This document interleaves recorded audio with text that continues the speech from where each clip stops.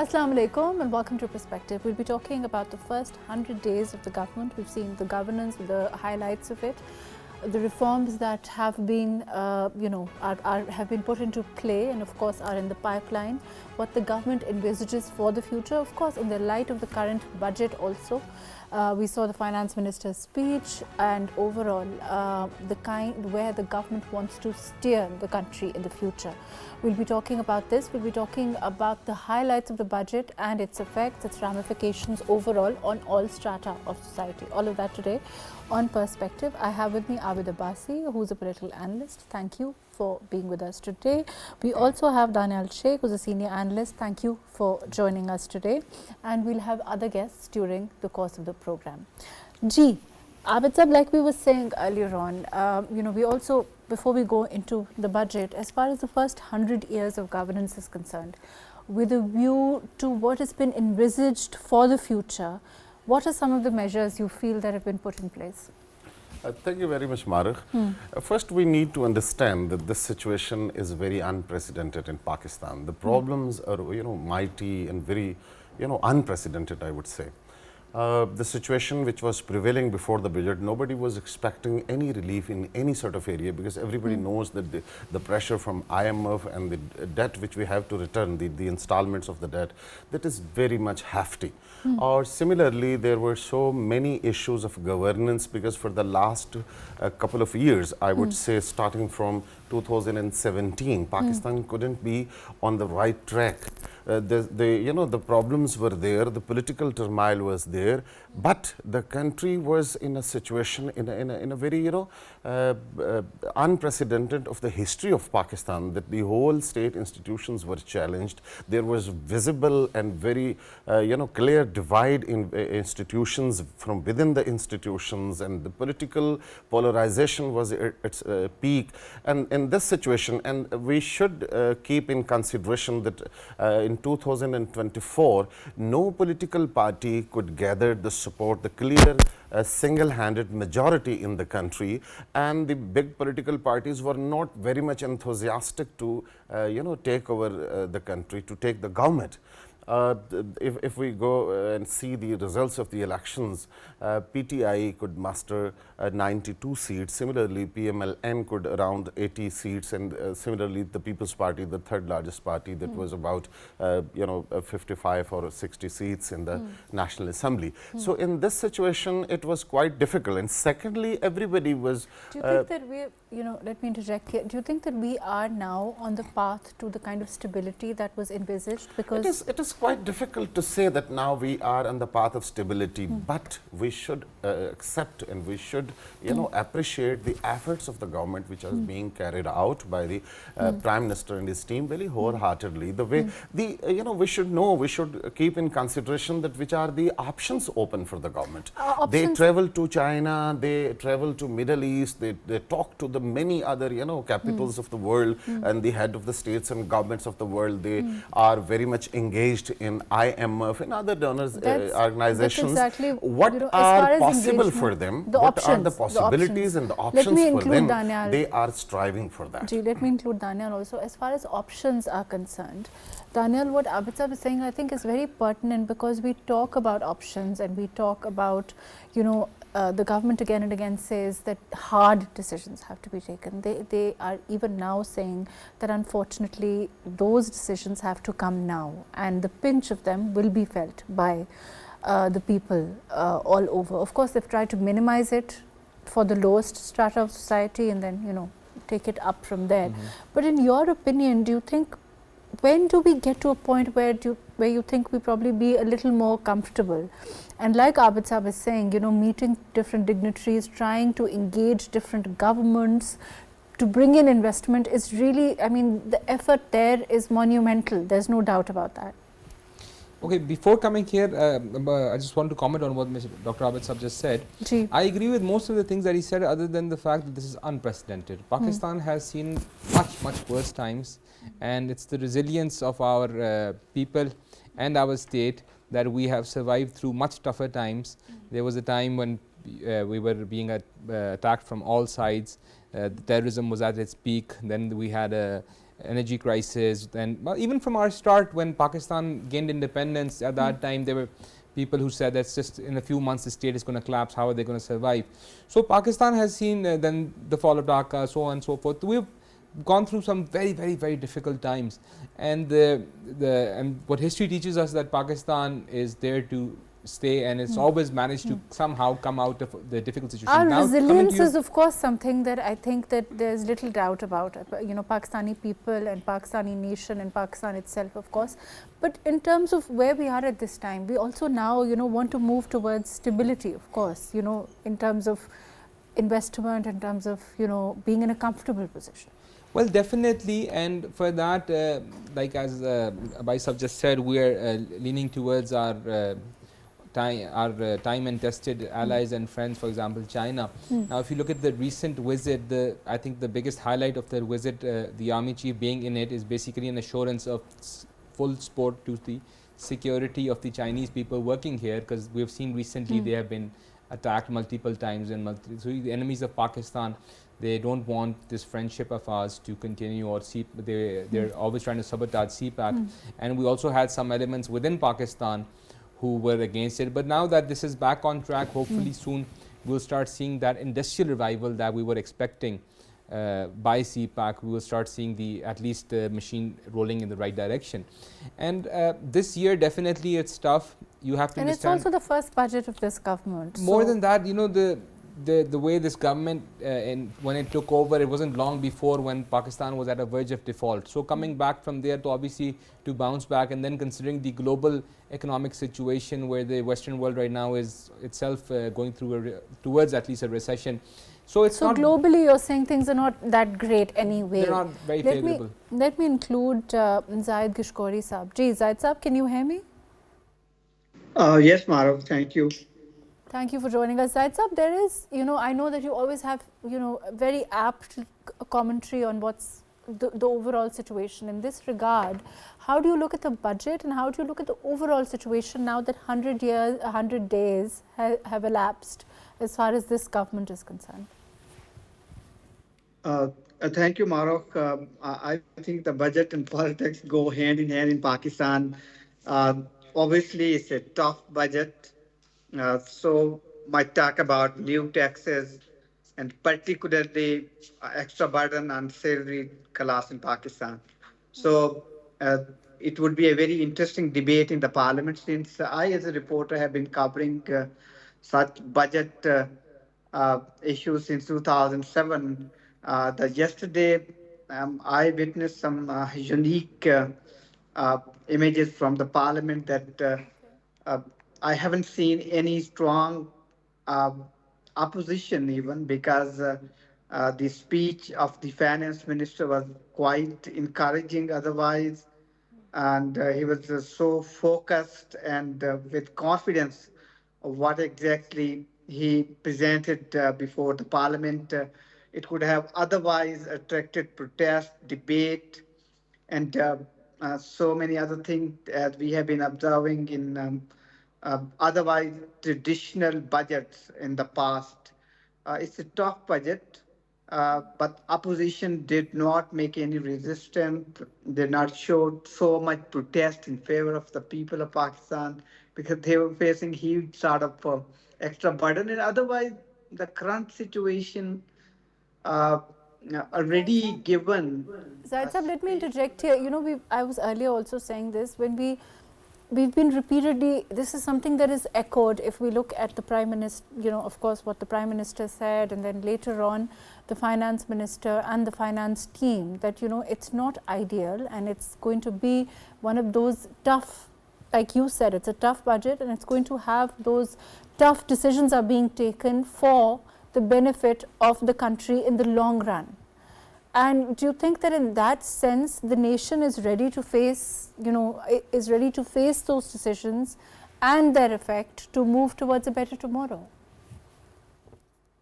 I understand, Mahrukh, that situation is tough in current situation. Otherwise, people were expecting some relief, but government, as you know, that the back-to-back visits of Pakistan Prime Minister to friendly countries a huge burden, liabilities, and return of loans and pledges.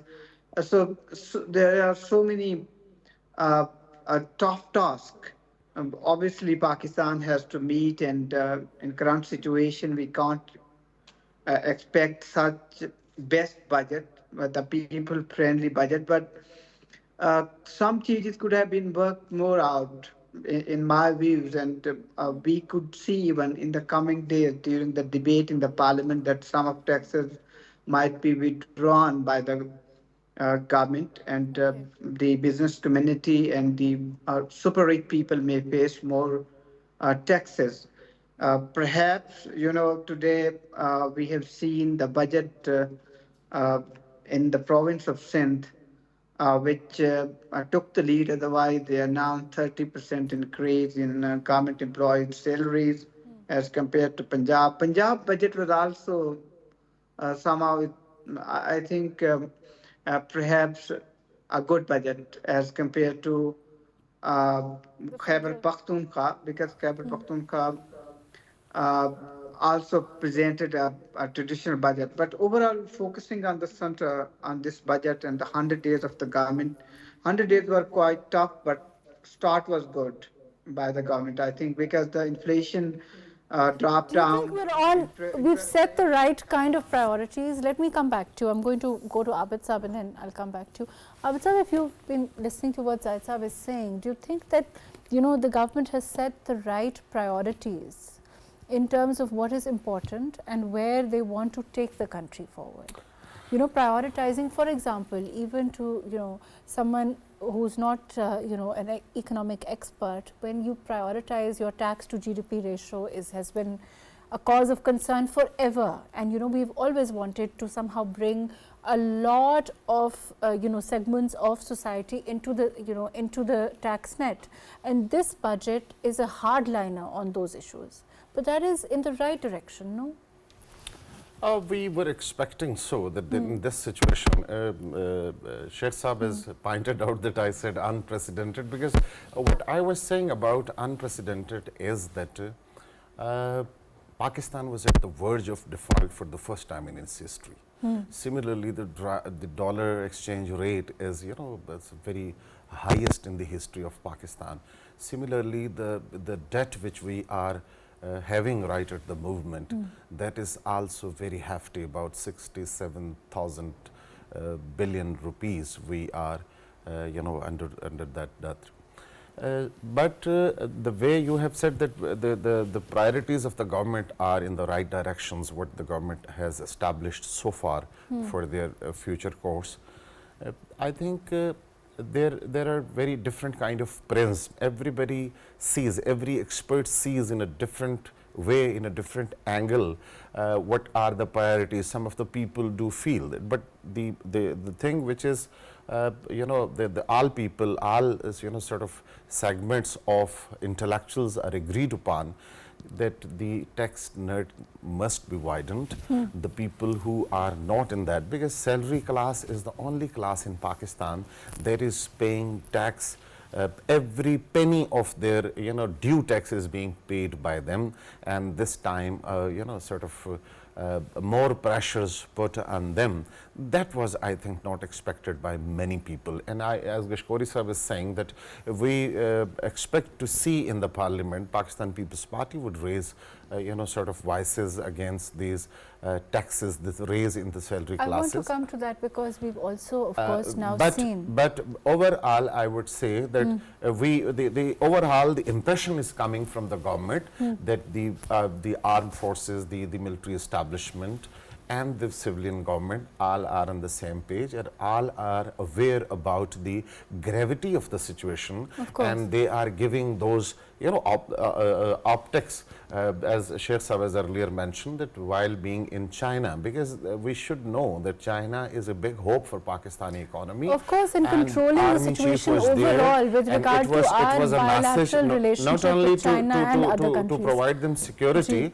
but to provide, the same page. Right. Though that's very notorious term, but that is, good optics. on the right. part of Let me include establishment. Daniyal in this. Daniyal, there is, when we talk about, for example, the relationship between the PPP and the PMLN, there is now, again, we've seen the meetings happen. There's also, PPP has said that, they weren't consulted, so to speak. What do you make of this? Is there going to be, consultation? And now, again, like Zahid Sahab is saying, he's saying that they expect that perhaps they'll be withdrawing some taxes also, pursuant to this kind of consultation that is now happening. Well, you see, to begin with, we need to understand that this government is standing on a split mandate. It's a power sharing formula, and PPP decided to stay at the back, but they're going to take the presidency and the governorships of the provinces, and they will have an advisory role to the government, because the mandate that came wasn't enough for a single party to make the government. But obviously, People's Party and PMLN have very different ideologies, and they've taken votes on those different ideologies. So now, as I mentioned earlier, you can call it a coalition.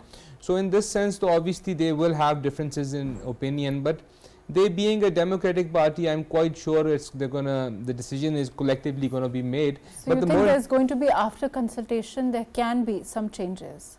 Absolutely, it's possible, because both parties are very much flexible. And they realize that they have to work together. They have to, but something very interesting that I picked up from what Zahid Saab just told us, that the opposition is not even interested in taking part in the debates on the budget, whereas in the past we used to see that the opposition parties used to be very vibrant during the kind of fiery opposition that was perhaps expected from the opposition in the NA at this time was missing. One has to contend. And there's one thing, can I just add? Now, if you just look at their mentality, when it was time to take the Public Accounts Committee, they were all over the media. They were everywhere. They were criticizing the government for not giving it to them, because that was a piece of power which I think they thought somehow to have power or influence. But over here, when it comes to national interest, they're nowhere to be seen. Let me include Fakhar Yousafzai, who's a political analyst. Fakhar Saab, can you hear me? Yes, I can hear you. Fakhar Saab, there is, we're talking about this consultation, the process of consultation, which the PPP feels that they missed out on as far as the budget is concerned. Do you expect there to be changes pursuant to this consultation now that it is invariably going to happen? Actually, Pakistan People's Party and PMLN, in the beginning, they were in a coalition government, and they decided so many things, as our participant told, that the governorship of 2 provinces, Punjab and Khyber Pakhtunkhwa, and things like that. I think so they should share the burden of all these things which is going on right now. Actually, the situation is the crisis of the economy, the crisis of the security, the political instability. I think so in the last PDM1 government, all the burden was come on the PMLN, but right now I think so PML know about the situation, and they, the People's Party, should share the things with them. Actually, this is not a very powerful government. It's a very weak government, and the situation for them is very tough. The IMF loan is very critical. CPAC 2 is going on, and the Chinese condition is tough, because they want full-proof security from the Pakistani government. And on the security side, or Afghan border, and the TTP is attacking our security forces in different areas. These all things should I think so the People's Party and PMLN should share all this burden. If they will not, the People's Party, I think so the President Asif Zardari is there, and the Prime Minister Shehbaz Sharif. But all the fingers are putting in against the PML and not on the People's Party. They are enjoying in Sindh, I think so they are enjoying the governorship in 2 provinces. But I think so they are not interested in this type of budget. 2 or 3 days ago, they were not participating in this that budget session, and someone told me that Asif Zardari Saab and Bilawal Saab, I think so they have some clashes, and therefore they were not interested to participate in the budget session. But I think so it's a very tough situation for the current Prime Minister and their cabinet. Actually, they are getting loan and they are imposing so many taxes on the masses. Of course, the people want the relief from the government and they are expecting that. But I think so government, I think so this current government, I think so doesn't have. Let me come back to you. Yousafzai Sahib, let me come back to you. Zahid Sahib, if you've been hearing what Fakhar Yousafzai is saying, do you think it's about not, having been consulted, or do you think it's about not participating, or a little of both? What is your take on this situation, as far as the PPP and the PML N is concerned? I think Mahrukh, of course, Prime Minister met President of Pakistan, Asif Ali Zardari, and the Planning Minister as well. They discussed certain new taxes issues because Pakistan People's Party was opposing not to put extra burden on salaried class in Pakistan because government wanted to generate 76 billion extra as compared to the previous year. But Finance Minister talks about to take Pakistan tax GDP ratio to 13%.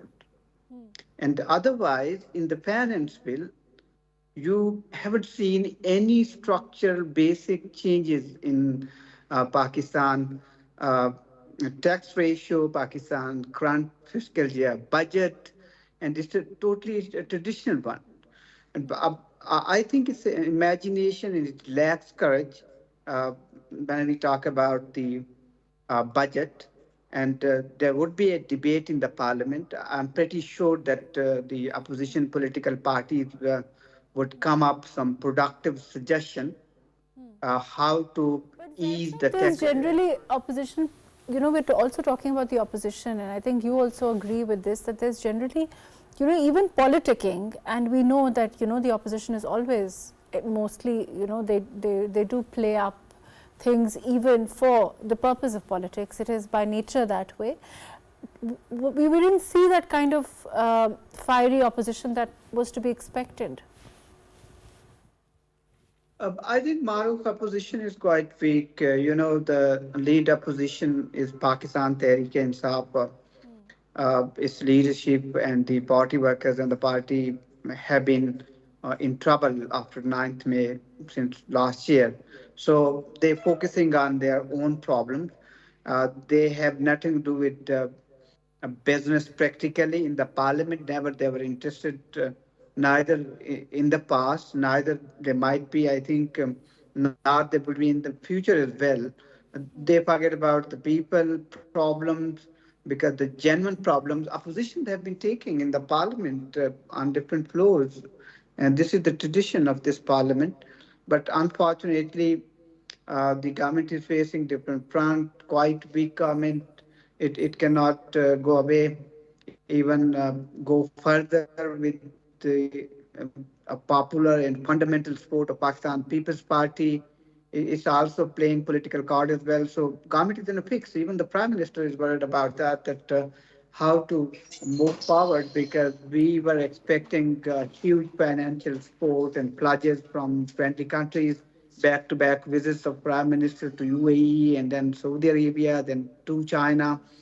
We got pledges, of course, but huge progress in financial action plans of SIFC, but practically on the ground, as you know, Pakistan is quite in the plan to return back $24 billion at least.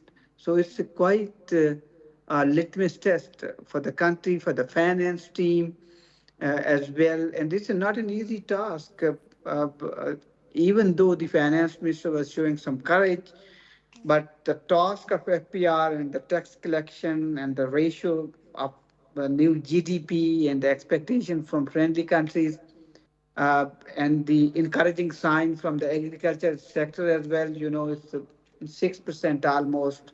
And the economic survey giving almost a bleak picture of Pakistan industrial units and the export and import issues. And one important thing, the government, I mean the Prime Minister and the PMLN in the government, they did not touch more the traders. The traditional supporter of this party, trader, I think that's a good budget for the traders.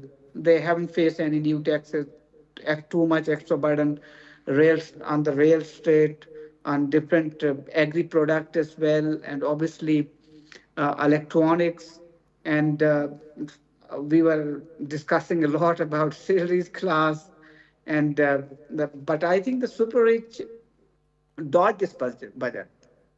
Because the relief given to the parliament in the budget increased by 29%, and the prime minister office and our armed forces and people already in a good lifestyle are taking more relief in this budget because government paid for them. I don't know if this is necessarily, I mean, this is the view one has to. Abid Sahib, isn't it true that when we talk about whether super rich, as Zahid Sahib puts it, are taking more or not, the question is that, if we are giving more, a chunk of the budget to certain segments or certain institutions or certain, the question is that are we not dealing with the kind of challenges? I mean, if we talk about security, for example, if we talk about defense, for example, those are real issues that are being faced by Pakistan at this time. And on a level, we've seen the attacks recently against the Chinese also, the kind of terrorism that consistently is coming from, when Afghan soil is being used. And so with that kind of a background, of course, there are certain priorities that the government has to meet. Of course, we are in the clutches from both from the eastern border, from the western border, the terrorist activities, and when the Chinese, the CPAC, that is being functional in Pakistan, that needs enhanced security measures, and for that matter, we need some more funds, we need some more, logistic support, some sort of, support from the government. But even then, there should be some sort of, optics, there should be some, sort of measures which should give the nation a confidence that the elitist classes, the ruling elite, that is, sacrificing for the sake of the country, for the sake of the people. On one side, we are imposing hefty taxes on the salaried classes, or we are raising the electricity bills, we are raising the gas bills to the unacceptable level. But at the same time, we are giving some relief to the already privileged classes. These optics are actually not, in favor of the nation, because we should know that our state and our state institutions, our governments, our ruling elite must not be disconnected from the minds of the common masses. Because in the common masses, if we go into the streets, talk about the budget and talk about all these things to the common masses, they are very much angry and anguished. They feel that our government is not taking the burden of the financial crunch on their shoulders. Allow me, one thing that I disagree with both my fellow colleagues. Number one, see, the government's target is to somehow bring inflation down, which is at 12% right now. They want to bring it into single digits as soon as possible. So for that, obviously, the deficit in our spending and our income needs to be controlled, or needs to be lessened. And to do that, the only way is to see. I don't know why the privileged class or the industrialists or the agriculturists are being targeted in this manner, whereas the overall contribution that they have towards the GDP is far greater. Although I don't want to sound like I don't want to give a mean statement, but the fact of the matter is these are the people who are actually running the economy, and the major chunk are these big industrialists, or for that matter, if you look into any country which has prospered, I know Abbasi Sahib being a socialist, he's not going to agree with me, but now in this day and age, because we have accepted capitalism as our system of economic policy, so in that we need to incentivize the industries, and we need to, and that's going to increase the production, which is going to bring the overall GDP, increase the overall GDP, and the trade deficit is going to decrease. That's the only way we can bring inflation down. So this now, Sheikh Sahib, I'm sorry to interrupt you. This is actually a perception. That's different prisms to see that. The situation which Pakistan is facing But is not a normal let me- situation of a capitalist country. Abid, Because how do at we this come? stage, we No. cannot give relief to the big industrialist for the sake of industrialization No. on the My cost, question- on the cost of the downtrodden people who are living Abid sir, below the poverty no, no. line. Some 40% population of this country But is living Abid below the sir, the poverty question is, how long are we going to be able to give even the kind of relief that we have now if we don't take these measures? It's about, how Examining the difficult rest of it the is. Would you both please give me answer of one question? Ji. What about that, the power plants which were made in contract with the IPPs. government, IPPs? A hefty amount of the public exchequer is going into the pockets of those people without making a single unit of electricity. Who made this? This was a favor to the But elitist Abid class sir, for the we sake have of to- industrialization. the question is, we why have the to Supreme now- Court of Pakistan, why the higher judiciary, why the government is taking so motors in so many actions in so many areas, why don't they take so motor notice of this? Because I think that's a question. people of Only- Pakistan, No. of Pakistan, in terms of electricity, are paying hefty amounts, which is going into the Abid pockets sir, of generally those big speaking, giants of we are business. right now going to be, the question is a general one, right? It's a very general question that how long are you, is Zahid Saab with us? Ji, Zahid Saab? Yes, of course, I'm here, Mahrukh. Ji- I would love to respond to our inflation question, by the way. Please go ahead. Because listen, Mahrukh, no doubt that there are some positive indication in the economic survey as well. As government told us from May 2023, the inflation ratio was at 48.1% in Pakistan, the highest ever in Pakistan history. But they got to drop down in around 11 point something, which is a miracle number. But on the ground, today indicator, the weekend indicators showing us that 2% inflation increased in the last 5 days. So it means that it is a fluctuation, a number fudging somehow to create a positive image in the flow, but some strong positive indicators from the stock exchange as well, no doubt. When there is a due credit to the government, it should go up, I think, because the strong business interaction at the stock market, number one, the inflation goes down, number two, and the other important point that first time ever after 4 years that interest rate comes down, slightly though, but it's a positive indicator that there could be a business boom in coming months if government succeeds to establish a friendly environment in the country. If somebody from the friendly countries, from Qatar, like PAA is going to be, privatized in coming weeks, it could be a good news. At least one structural body having in loss ever now is going to be privatized, and some other department or institution as well. And if UAE comes in and Pakistan also finalized 1 million acres of agricultural land to lease out to 6 countries. This is quite an encouraging sign for the state, and already agriculture is in the boom. And there are some good indication, no doubt. We are also optimistic about that, but we focusing on this budget basically. I see little relief and little appeal for the common man. We are talking about poor people. But like you also said, that there is expected this consultation, this consultative process which between the PPP and the PML N, which is now also in the works, is going to perhaps lead to some taxes going away, and that may work well for the people.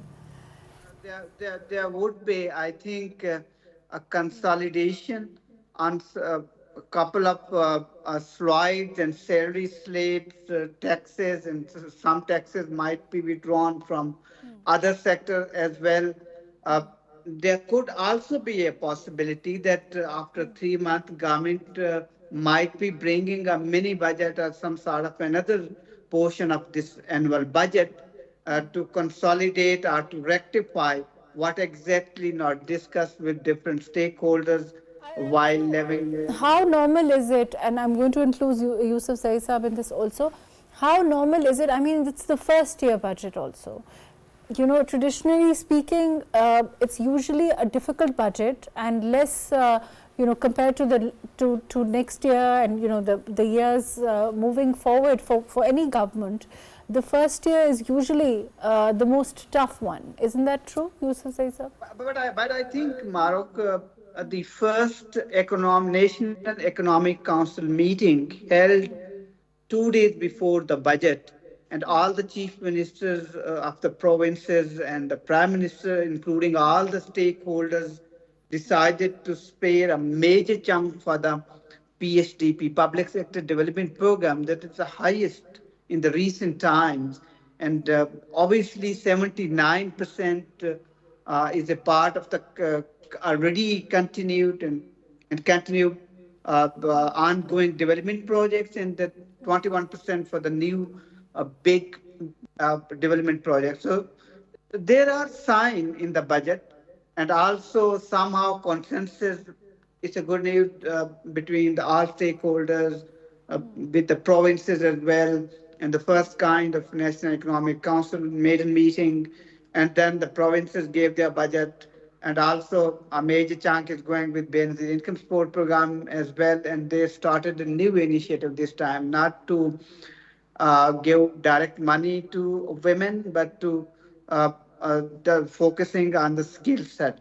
So it's a new thing. I was just meeting today with the administration of Benazir Income Support Program. So we're directly syncing with the international donors as well as with the government of Pakistan. So there are some steps, but traditionally tough time, by the way, for the people. Yousafzai Sahab, before I go to Daniyal, do you agree with the major chunk of what Zahid Sahab is saying? Actually, as you said, that the first budget is very tough for every government in their first financial year.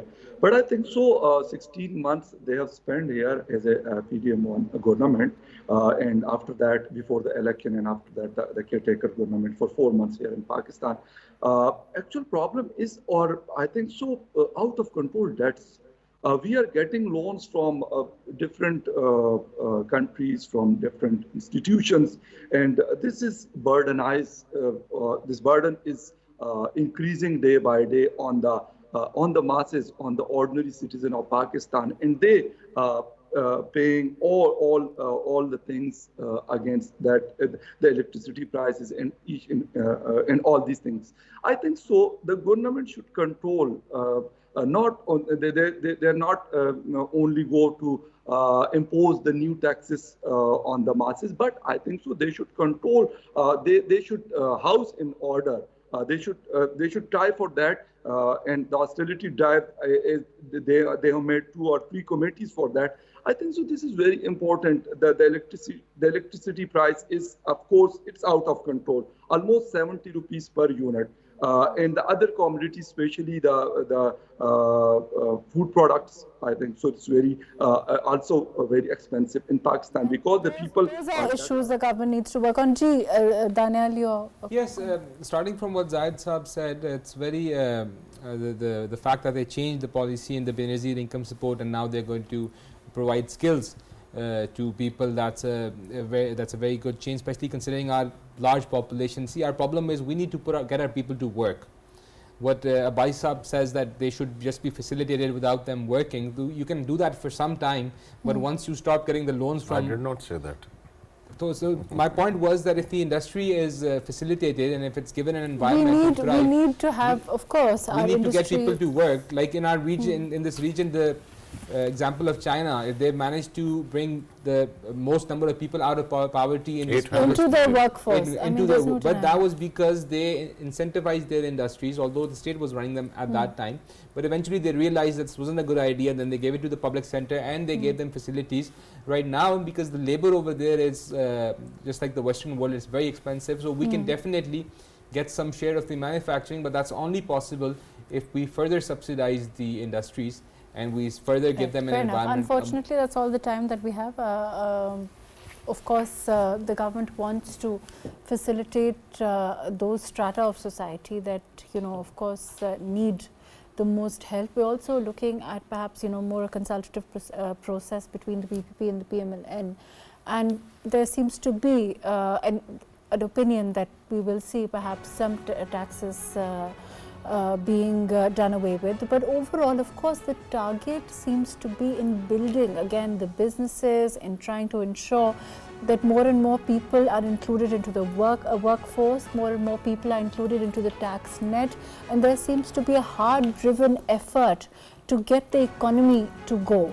And of course, there is invariably tough decisions that come with that, and the government is saying that, and the Prime Minister is saying that, their team is saying that work with us, and of course it's a tough road, but we will hope to get where Pakistan wants to be and to achieve its goals. Let's hope that we can do that. Thank you so much for joining us today on Perspective.